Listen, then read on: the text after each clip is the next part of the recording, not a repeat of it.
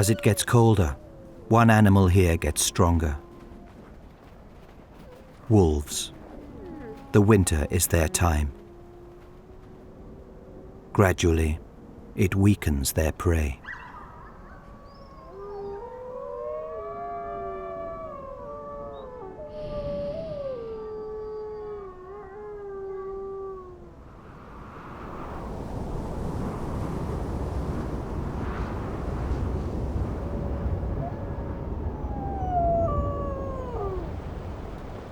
This is the Druid wolf pack, one of the largest and most powerful in Yellowstone.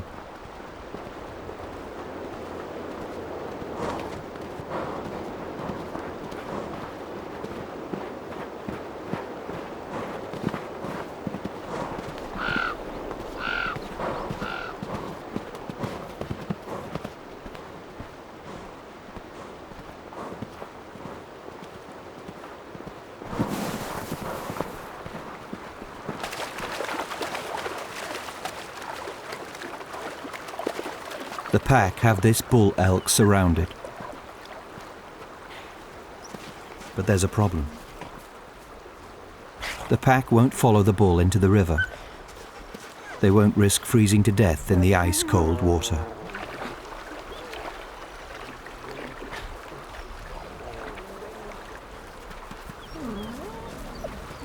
What's more, now the elk's antlers are at just the right height to keep the wolves at bay.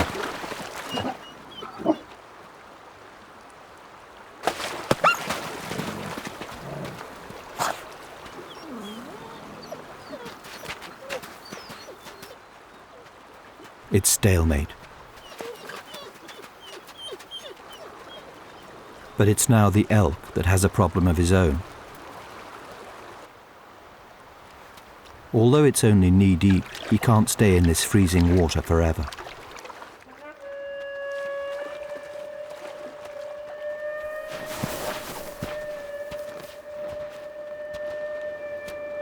A young female is not prepared to let him go.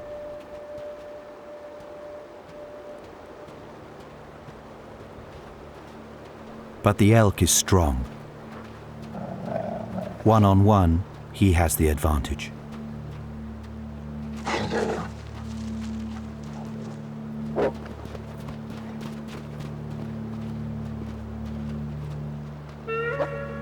Her only support is another youngster. They are neither strong or experienced enough to bring this elk down, but it's enough to make him turn and run. Back to the river, where he knows they won't follow.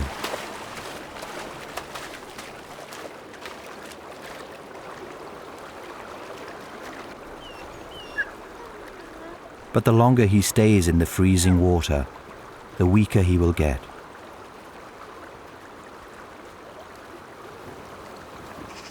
Others before him have waited here too long. And wolves are patient.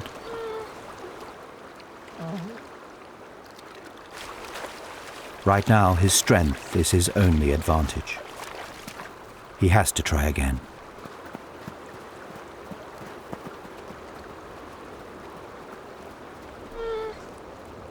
This time, even the young wolves stay put. Without the support of the pack, they never really stood a chance. And the pack have already decided that this early in the winter, a bull elk in his prime is just too strong. But as the winter gets colder and the snow gets deeper, the tables will turn. On the open plateau, right in the middle of this frozen volcano, is an animal that has lived here since the last ice age. Bison are exposed to the worst of the Yellowstone winter, but they are built for it. Their thick coat is such good insulation that they only need a tiny amount of energy to keep warm, so they slow their metabolism right down and concentrate on feeding.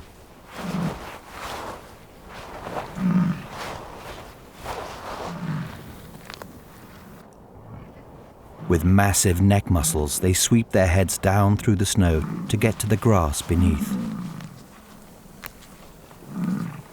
But the grass has long ago put its summer goodness down into its roots, and now has about the same nutritional value as cardboard. They will need to do all they can to save energy if they are to ward off starvation until spring returns.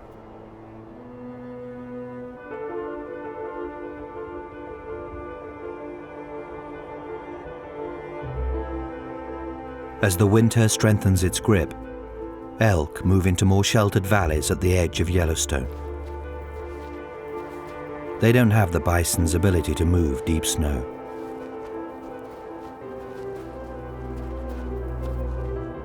But this brings them into the territory of the Druid pack.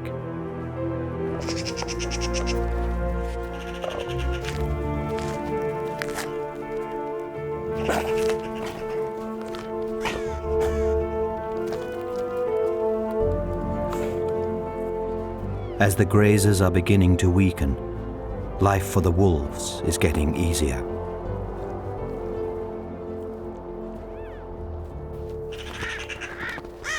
They are now successfully hunting about twice a week.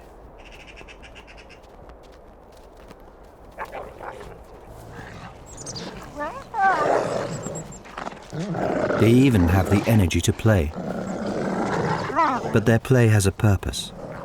It fine-tunes their hunting skills and helps bond the all-important pack structure. Though there are 16 of them, they can only hunt an animal as large as an elk if they hunt as one.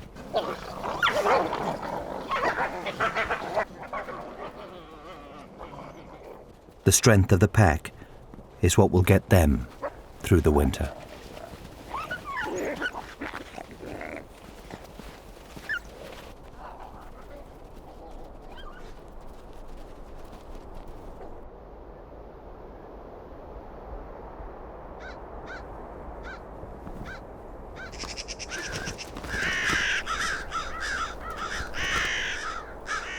Bald eagles spot carcasses from miles away. But there is strong competition for a kill like this.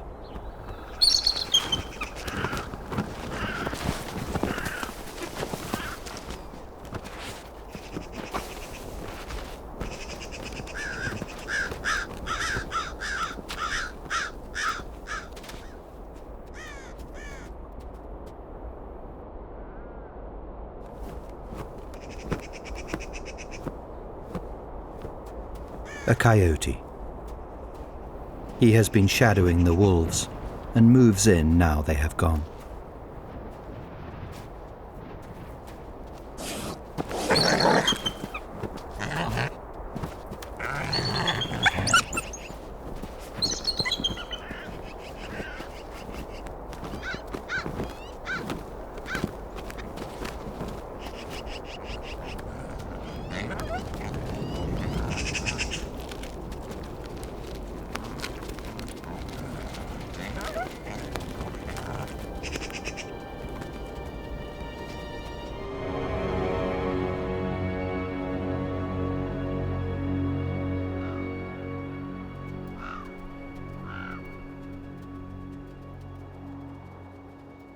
It's now February, and when almost everything else in Yellowstone is on its last legs, the Druid pack is reaching peak condition. And it's now that the young females come into season. Hanging back from the pack is a lone male wolf. He has no territory of his own, but follows the pack, scavenging from their successes. But right now, food is not his priority.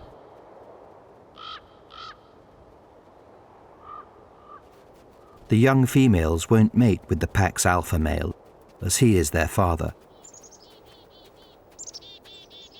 So the intruder could well be in with a chance, as long as the alpha doesn't see him.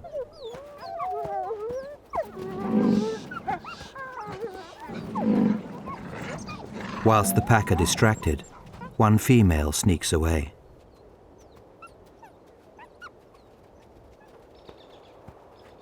She won't give up the security of the pack for him, so they meet close by in secret.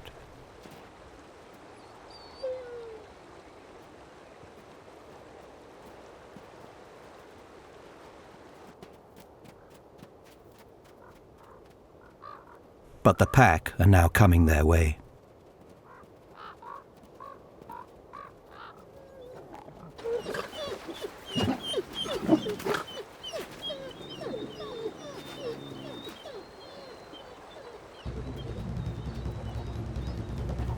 The alpha male is onto him.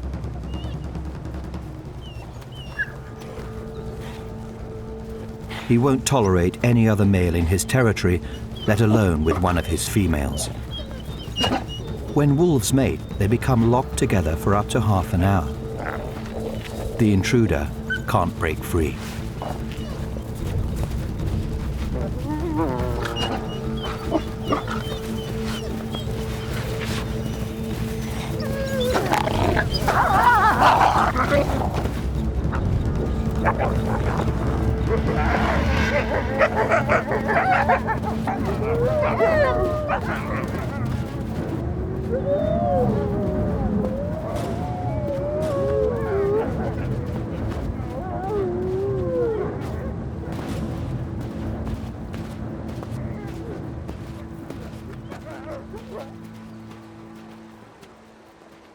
For now, the alpha male has done enough. He's seen the intruder off, and he needs to return to reassert his position in the pack.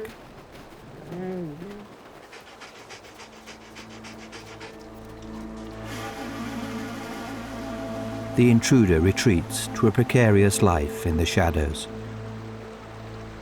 But whatever happens to him, so long as he was coupled for long enough, he will have young, brought up in the security of one of the strongest packs in Yellowstone.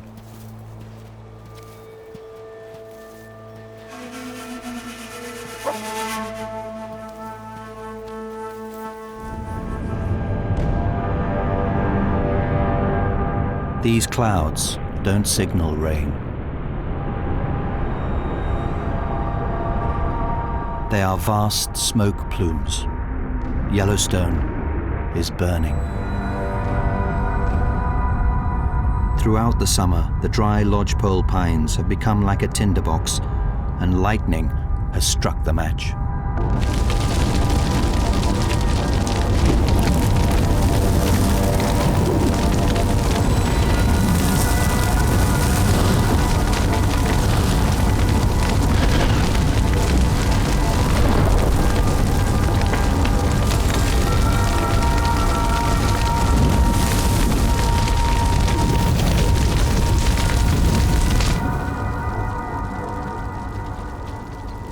The worst wildfires will burn for weeks.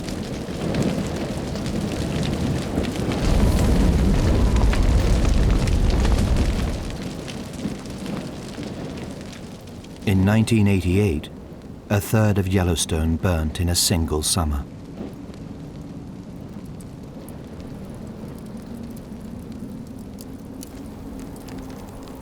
Devastation.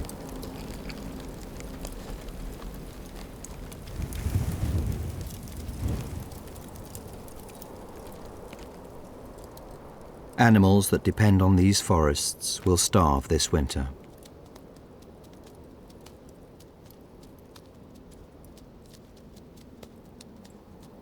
But Yellowstone itself has a longer perspective.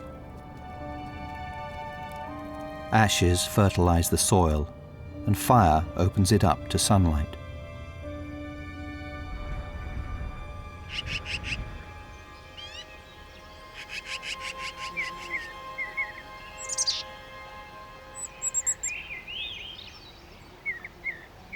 As the forests regenerate, new life finds opportunity.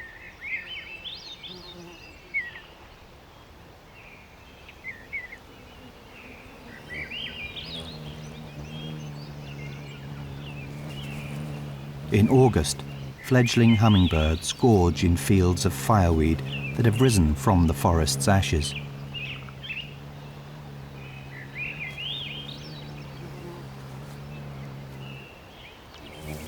For them, the summer is already nearly over. They must chase the sun south before winter returns.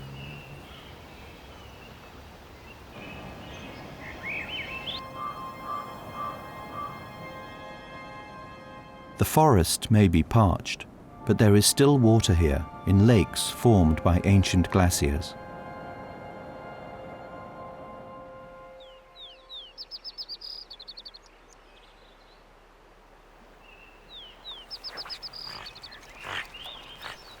A visiting male otter woos a female on the lake's shore.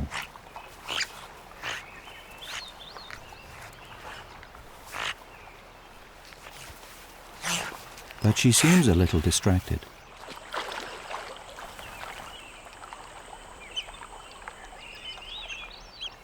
Her 2 pups are nearby. They are about 10 weeks old, and the time is right to lead them from the holt.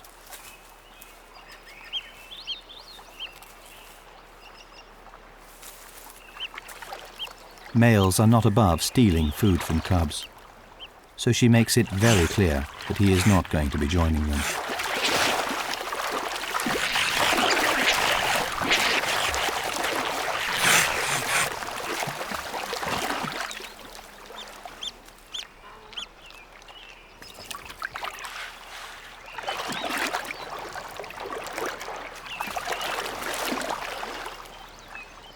This female grew up on the lake, so she knows where to take the cubs for a very special trip.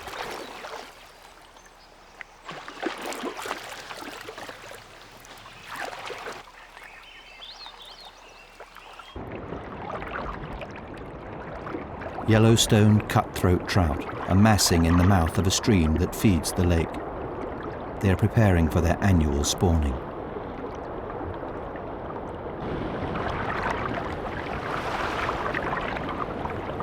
But the trout must wait.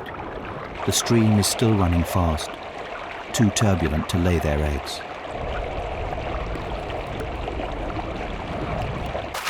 It's a nervous time for them, and for good reason.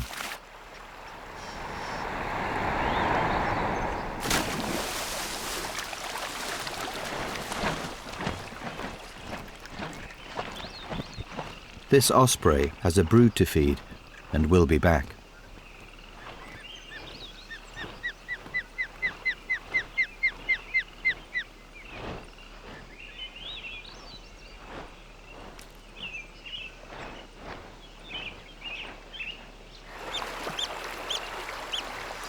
Now the otters are here too. She chooses her moment to lead the pups upstream.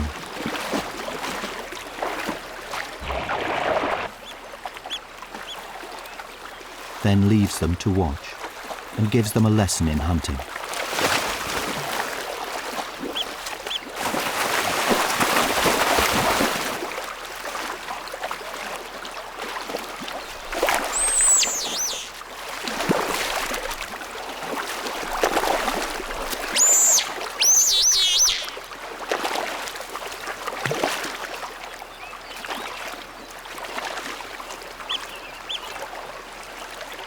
A large trout like this, full of eggs, is a trophy catch.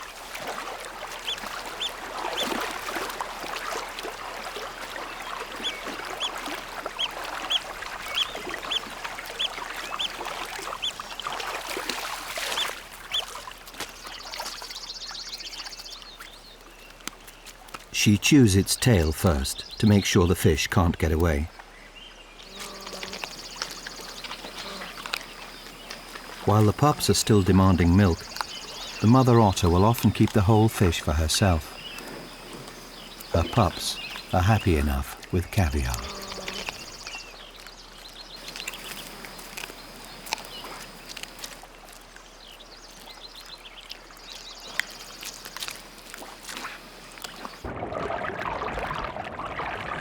As the flow becomes slow enough for the trout to lay eggs, there is a brief window of opportunity to spawn before the river gets too shallow to swim upstream.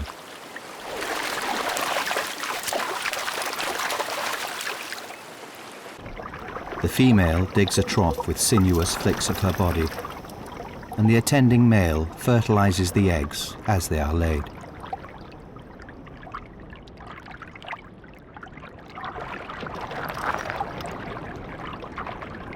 Millions of new lives.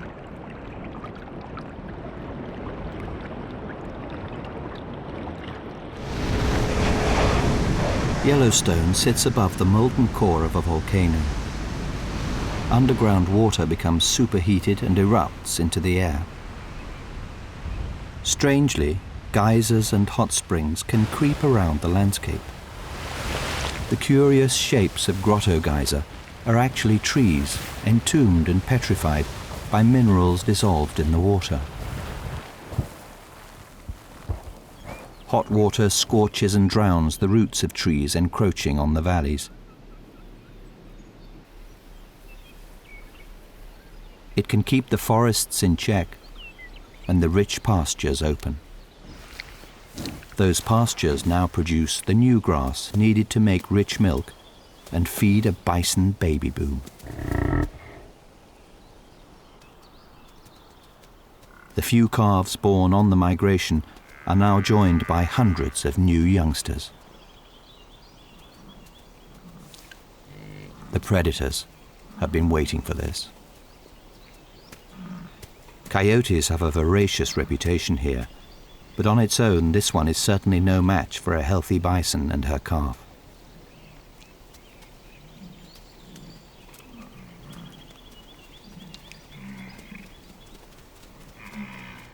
Pronghorn give birth to twins, each carefully cleaned to hide their smell from predators.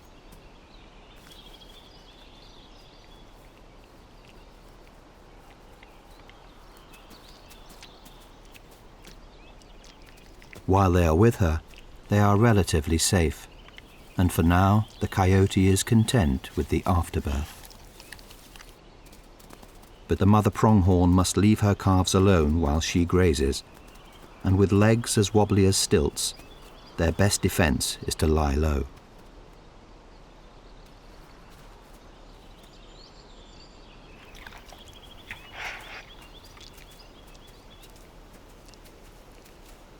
She has young of her own to worry about, a demanding litter of 9, whose arrival has been carefully timed to coincide with an abundance of food.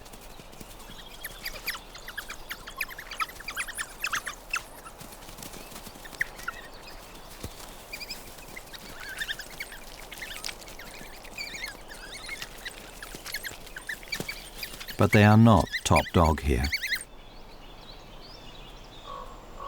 Yellowstone's top predator, the wolf, dominated during the winter, but is far less visible in summer. They prefer to stay close to well-hidden dens to protect their pups from rival packs.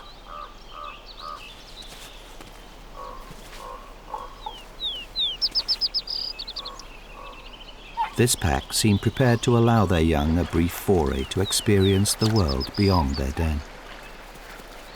Even in Yellowstone, it is extremely rare to see wolf pups like this.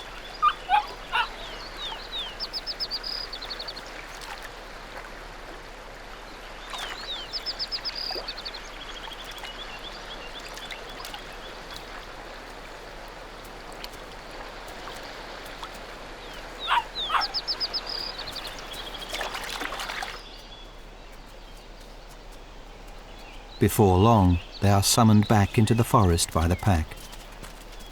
It will be winter before they are regularly seen again.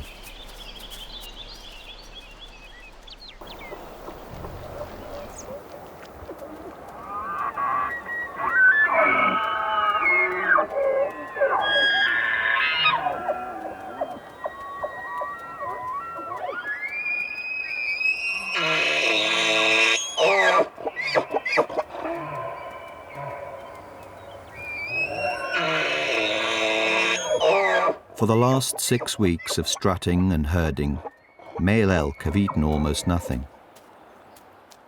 They are exhausted.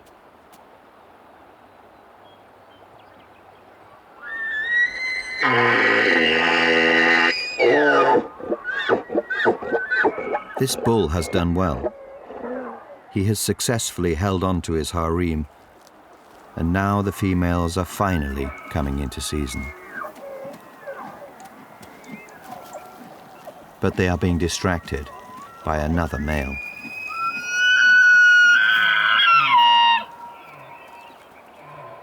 If a bull elk can't dominate all rivals, he can't have access to the females, and all his effort will have been in vain. Now he must gather the last of his strength. The rival wants to take him on.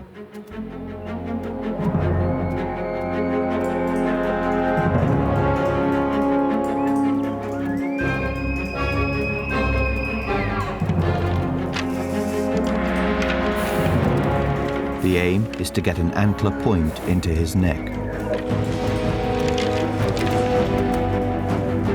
But they are evenly matched. Neither can penetrate the other's guard. Now it's all about power.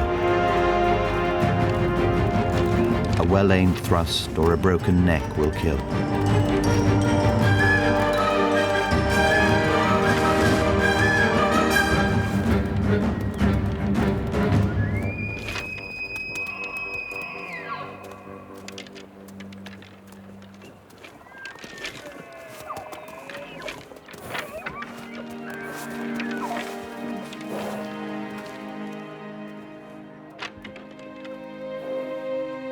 This challenger is lucky to get off with just a parting stab in the rump.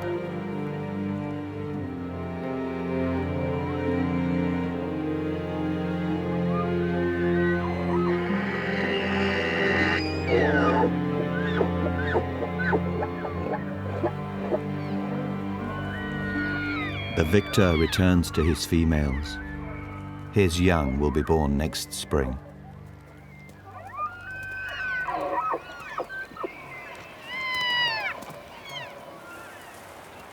But the prospects are not so good for a defeated bull. After all this effort, he will now have to wait until next autumn to try his luck again. That's if he even makes it.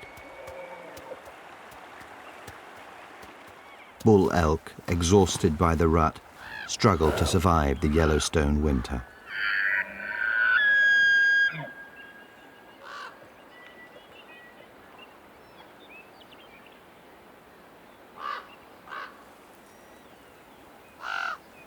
It's now October, and the winter is catching up with the elk once more.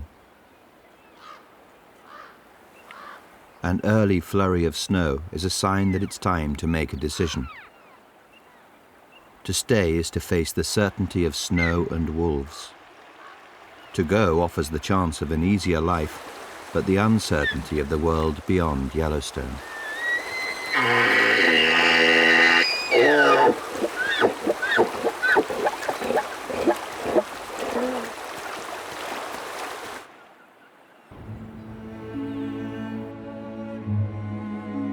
It's now November, and the elk have found their feeding grounds just in time, the snows of winter at their heels.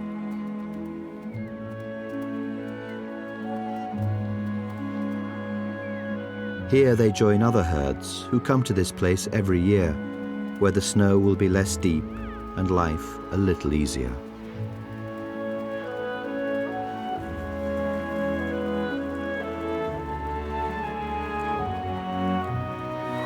But today they graze on an island of grass, surrounded by development.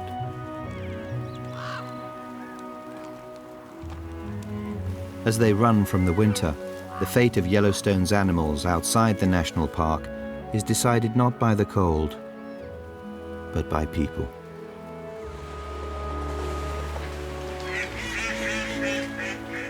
These elk are lucky. This refuge has been kept aside to give them some degree of sanctuary.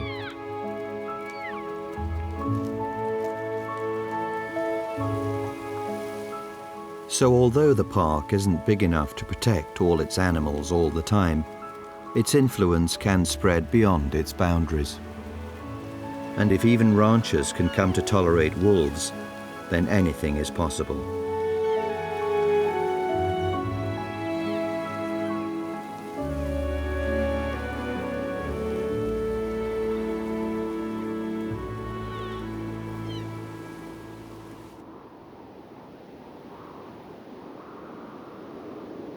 In the mountains of Yellowstone, where the elk's bugles signaled the beginning of autumn just 2 months ago, all seems deserted.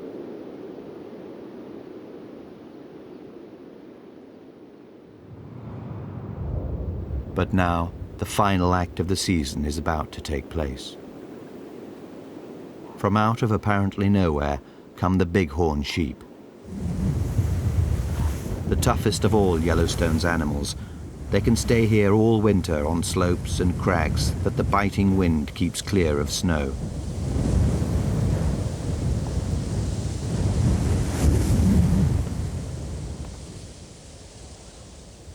Now they are coming together to rut. Like elk, the males battle for females. But where elk do their best to avoid fights, Bighorn relish them.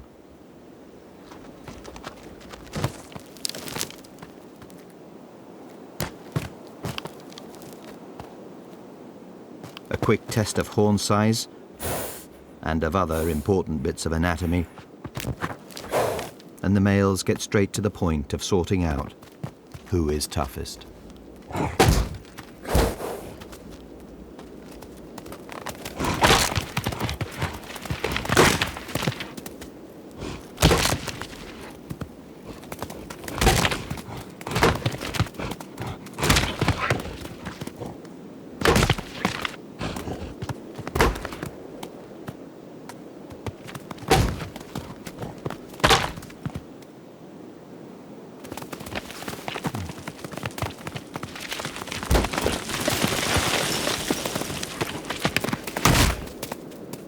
As the sound of their battles echoes across the Yellowstone wilderness, it marks the end of autumn.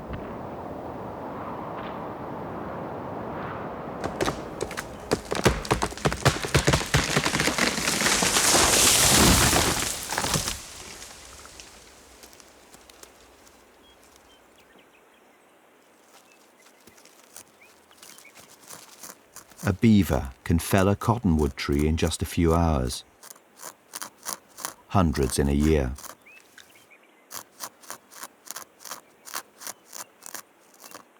The beaver doesn't chew through the whole trunk, just enough to make the tree unstable. It then retreats and lets the wind do the rest.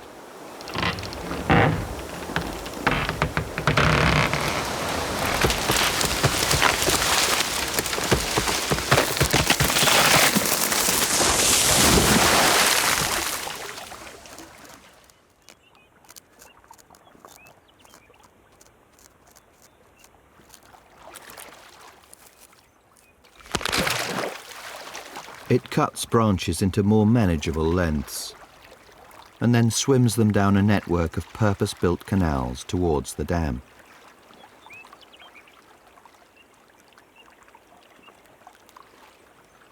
The pond gives this beaver protection from predators, and the canals allow it to forage far into the forest, carrying many times its own weight with ease.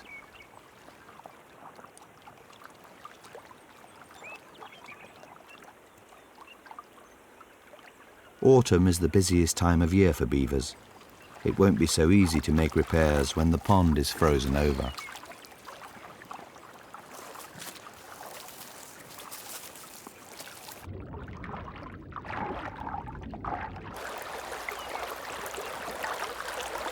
The sound of running water is their stimulus to shore up gaps with timber and plug leaks with mud.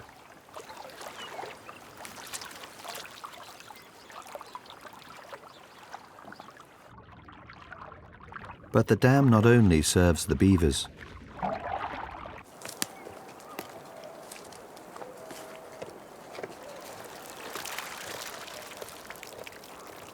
Moose come here from the forests around to feed on weeds that thrive in the beaver's shallow pond.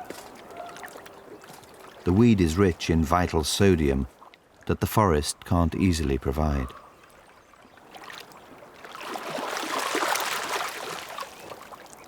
But now that winter is approaching, another essential role for the dam is revealed.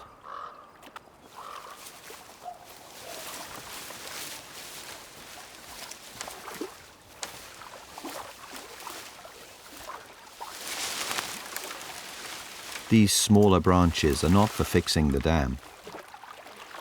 They're for eating.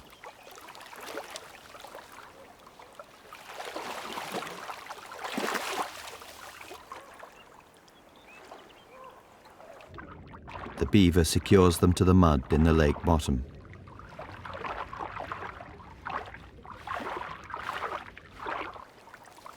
In just a few weeks, this lake will be frozen, and the beavers won't be able to cut and move trees, but they will be able to swim right under the ice to feed from this underwater larder.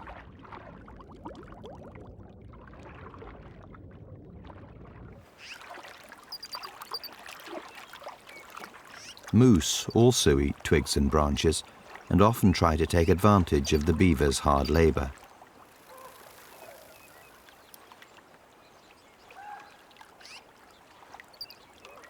This young male is getting a little too close to the beaver's larder.